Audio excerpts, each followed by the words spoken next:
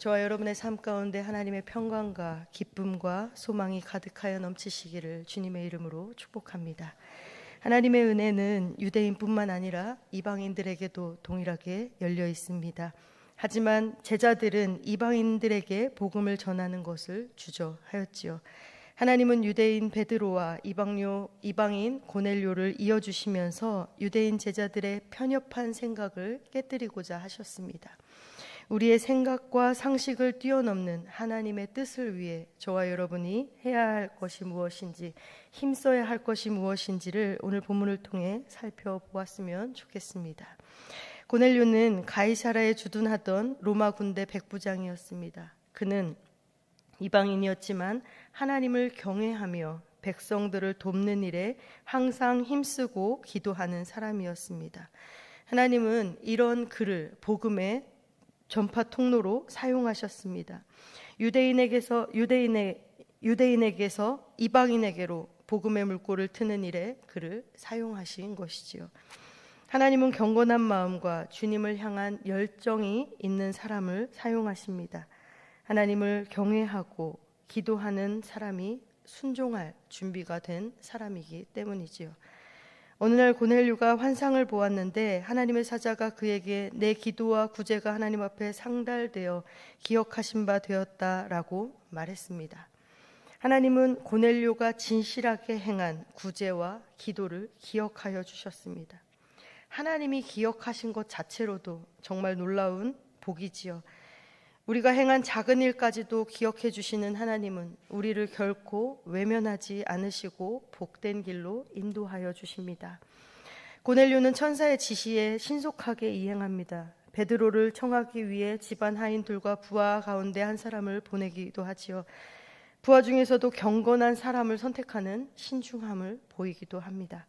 고넬료는 하나님의 말씀을 따를 때에 건성으로 따르지 아니하였습니다. 그 어떤 일보다 신중하고 신속하게 실행하였습니다. 하나님은 이처럼 하나님의 명령에 신속하게 반응하며 신중하게 행하는 사람들을 사용하시지요. 베드로는 기도 중에 하늘에서 내려온 그릇 안에 온갖 짐승이 있는 환상을 보았습니다. 하나님은 베드로가 유대인의 민족적 편견을 깨고 열방을 향하여 나아가기를 원하셨지요. 그래서 그러한 환상을 보게 하셨습니다. 베드로는 정해진 시간에 하나님께 기도하다가 이 환상을 보게 되었습니다. 베드로 기도는 우리가 하나님의 뜻을 깨달아 알게 되는 통로이지요. 하나님은 기도하는 자에게 하나님의 놀라운 뜻과 계획을 알게 하십니다. 기도로 하나님의 뜻을 발견할 때에 우리의 생각의 틀을 깰 수 있게 되는 것이지요. 베드로야 일어나 잡아먹으라 라는 음성이 들립니다. 그러나 베드로는 절대 그럴 수 없다고 거부합니다. 그런데 이어서 들려온 소리는 베드로의 완곡한 생각을 깨트리는 말씀이었습니다. 하나님께서 깨끗하게 하신 것을 사람이 속되다 할 수 없다는 것이지요. 깨끗함과 더러움을 결정하는 것은 사람이 아니라 하나님이 하실 것입니다. 하나님이 깨끗하다고 하신 것에 사람이 의의를 제기할 수 없습니다. 우리의 생각과 사고는 하나님의 말씀의 지배를 받아야 합니다. 말씀하시는 분은 오직 하나님이시고 우리는 순종해야 할 사람들일 뿐입니다. 모든 사람이 구원을 받고 진리를 아는 데 이르기를 원하신 것이 하나님의 마음입니다. 그래서 하나님이 예수님을 온 인류를 위한 구세주로 이 땅 가운데 보내주셨습니다. 그리고 민족의 경계를 넘지 못하는 교회를 위해 베드로와 고넬료가 만나게 하셨습니다. 성령의 연결고리로 만난 이 두 사람을 통해 교회는 이방을 향하여 나아갈 수 있게 되었습니다. 우리가 하나님의 이끄심에 순종할 때에 하나님의 역사가 우리의 삶 가운데 펼쳐지게 되는 것입니다. 기도는 하나님의 생각과 하나님의 뜻을 우리 안에 채우는 시간입니다. 우리 속에 가득한 인간적인 생각을 비우고 거룩한 하나님의 말씀으로, 거룩한 하나님의 생각으로, 거룩한 하나님의 뜻과 계획으로 가득 채우는 일은 말씀과 기도로 가능한 것입니다. 하나님의 말씀을 붙잡고 기도하다 보면 하나님의 말씀이 우리 가운데, 우리 안에 가득 밀려오는 것을 경험하게 됩니다. 이방인 고넬료와 사도 베드로는 각각 자신의 처소에서 하나님께 기도하다가 그분의 음성을 듣고 순종함으로 하나님이 기뻐하시는 이렇게 거룩한 일들을, 역사를 이룰 수 있게 되었던 것입니다. 베드로가 환상에 대해 생각하고 있을 때에 고넬료가 보낸 사람들이 베드로가 유숙하는 곳에 도착하였습니다. 그러자 성령님이 베드로에게 의심하지 말고 그들과 함께 가라고 알려주십니다. 성령님은 우리의 심령 가운데 우리에게 하나님의 뜻이 무엇인지, 어떻게 행해야 하는지를 세밀하게 그리고 구체적으로 알려주시는 분이십니다. 그러니 저와 여러분이 기도할 때에 성령님의 인도하심과 음성에 민감하게 듣고 반응해야 하는 것입니다. 베드로는 이튿날 가이사랴로 가서 고넬료의 집에 이르렀습니다. 고넬료는 그의 친척과 가까운 지인들을 모아놓고 베드로를 기다리고 있었습니다. 그는 성령님의 인도하심에 순종하는 사람이었고 은혜 받기를 사모하는 사람이었습니다. 그에게 성령님의 역사를 기대하는 마음이 있었습니다. 제자들이 예수님의 말씀대로 함께 모여 기도하며 주님의 약속을 기다리는 중에 성령 강림의 역사를 체험했던 것처럼 고넬료 역시 말씀에 순종해 하나님의 역사를 기대하며 사모하는 마음으로 기다렸던 것입니다. 고넬료는 베드로가 도착했을 때에 마중 나와서 그의 발 앞에 엎드려 절하였습니다. 베드로를 존경한다는 마음을 표현한 것이지요. 이는 베드로를 통해 역사하시는 하나님을 경외한다는 마음의 표현이기도 하였습니다.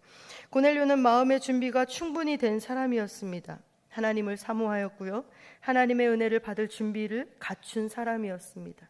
하나님께서는 사모하는 심령, 준비된 영혼에 은혜를 베풀어 주시고 그런 사람들을 사용하여 주십니다. 베드로는 이방 사람들과 가까이 교제하는 것이 위법임을 알면서도 자신이 환상 중에 본 것과 성령의 지시하심을 따라 고넬료의 집까지 왔음을 전하게 됩니다. 여전히 불편한 마음은 있었습니다. 그러나 하나님께서 말씀하시니, 성령님께서 인도하시니 순종한 것이지요. 하나님의 역사를 위해 때로는 인간적인 불편함을 뛰어넘을 수도 있어야 하겠습니다. 성도는 오직 하나님의 말씀에 우선순위를 두어야 하지요. 내가 가진 편협한 생각을 걷어낼 때에 우리는 성령님이 사용하시기 좋은 일꾼이 되어지는 것입니다. 고넬료는 자신에게 일어난 일들을 베드로에게 다 말하였습니다. 그리고 베드로를 통해 주님은 말씀을 듣고자 모두가 하나님 앞에 있다고 말합니다. 성령님이 이방인 고넬료와 그와 함께한 사람들의 마음 가운데 역사하셔서 그들의 영혼이 복음을 받아들일 만큼 무르익게 하셨습니다. 성령님이 사람의 심령을 만지셔야 복음을 듣고 받아들일 수 있게 되는 것이지요. 하나님은 이처럼 사람이 생각지도 못한 놀라운 방법으로 복음을 확장해 나가십니다. 접점이 전혀 없는 이방인 고넬료와 유대인 베드로를 성령님의 이끄심으로 연결시켜 주셨습니다. 하나님은 또한 놀라운 방법으로 사람을 사용하시지요. 성도는 하나님의 음성에 민감해야 합니다. 성령님의 이끄심이 분명하다면 내 생각, 내 계획, 내 모든 것들을 내려놓고 그 성령 앞에 순종해야 하는 것이지요. 순종이 성령님의 이끄심에 대한 사람의 올바른 반응이기 때문입니다. 식물이 개화하기 위해서는 일정한 수준의 온도가 되어야 합니다. 사람도 거듭나기 위해서는 심령의 은혜의 온도가 쌓여야 하는 것이지요. 고넬료 가족은 주님의 은혜를 지속적으로 받았습니다. 은혜의 온도가 쌓여가던 중에 베드로의 설교를 통해 성령의 임재를 체험하게 되는 것이지요. 죄인을 구원으로 이끄시는 하나님의 은혜를 경험하게 된 것입니다. 베드로는 자신이 가이사랴에 오는 모든 과정 가운데 성령님이 강하게 개입하셨음을 깨닫게 됩니다. 그러면서 이방인도 차별 없이 받으시는 하나님을 찬양하고 예배하는 것이지요. 베드로의 고백처럼 하나님은 외모로 사람을 취하지 않으십니다. 각 나라 중에 하나님을 경외하고 의를 행하는 사람은 모두 받으시는 것이지요. 예수 그리스도를 통한 하나님의 의는 모든 사람에게 차별 없이 열려 있음을 보여주시는 것입니다. 그러므로 우리가 복음 앞에서 사람을 차별하는 것은 어불성설이지요. 베드로는 고넬료의 집에 모인 사람들에게 복음의 핵심 메시지를 전달합니다. 그 정점에 그리스도의 십자가가 있지요. 그리스도의 십자가는 우리를 향한 하나님의 사랑을 확증하셨습니다. 사람들은 예수님을 나무에 달아 죽였지만 하나님은 그 예수님을 다시 살리셨습니다. 하나님의 은혜는 십자가를 통해 증명되었고 완성되었습니다. 그러므로 예수님을 통해서만 하나님께 나아갈 수 있게 되는 것이지요. 성도는 어떠한 상황에서도 그 그리스도의 십자가를 놓지 않아야 하는 것입니다. 부활하신 예수님은 사람들에게 보이셨습니다. 그런데 모든 사람들에게 보이신 것이 아닙니다. 증인으로 선택받은 사람들에게 보이신 것이지요. 부활하신 주님을 본 사람은 부활의 증인이 되어야 하는 것입니다. 그들은 최후의 심판 때 재판장으로 세우시는 분이 예수님임을 많은 사람들에게, 온 사람들에게 증언해야 하는 것입니다. 오직 예수님의 이름을 힘입어서 죄사함을 받는다라는 사실을 열정적으로 전해야 하는 것이지요. 하나님은 우리를 부활의 증인으로 선택하여 주셨습니다. 그러므로 우리는 그 선택받은 자이기 때문에 힘있게 그리스도의 십자가의 복음을 전해야 하는 것입니다. 그것이 선택받은 자의 책임이기 때문이지요. 베드로가 설교하는 도중에 고넬료의 집에 모인 모든 사람에게 성령님이 임하셨습니다. 이방인들에게도 동일하게 성령님께서 임하신 것이지요. 성령께서는 사람의 의지대로 행하는 분이 아니십니다. 그러므로 고넬료의 집에 모인 사람들에게 성령께서 임하신 것은 갑작스러운 것이 아니었습니다. 하나님의 때에 따라 이루어진 것이지요. 하나님의 때는 언제나 정확합니다. 그렇기 때문에 우리는 조급해하지 말고 그 하나님의 때를 기다려야 하는 것입니다. 베드로와 함께 온 유대인 신자들은 이방인들이 성령의 임재를 체험하고 방언하는 것을 말하며 하나님을 높이는 모습을 보고 놀랐습니다. 오랜 세월 단단히 굳어졌던 그들의 선입견이 단숨에 깨지는 충격적인 사건이었습니다. 성령의 임재는 변화를 가져옵니다. 사람들이 모두 알 수 있는 분명한 변화가 일어나게 되는 것이지요. 세상을 놀라게 하는 것이 성령의 임재를 체험한 사람들의 본질적인 모습입니다. 예수 그리스도를 통해 주어지는 하나님의 의에는 차별이 없습니다. 그리스도의 십자가를 통한 대속의 은혜는 모든 사람들에게 열려 있지요. 우리는 부활의 증인으로 선택받은 사람들입니다. 그러므로 무엇보다 부활의 증인으로 이 세상을 살아가야 하는 것이지요. 저와 여러분이 예수 그리스도의 부활의 복음을 증언하는 일에 귀하게 쓰임 받을 수 있기를 주님의 이름으로 축복합니다. 기도하겠습니다. 우리를 사랑하시는 하나님, 그리스도의 십자가를 통한 대속의 은혜를 누리게 하시고 부활의 증인으로 선택하여 주시니 참 감사를 드립니다. 그 은혜를 마음에 품고 예수 그리스도의 부활의 복음을 증언하는 삶을 살아갈 수 있도록 인도하여 주옵소서.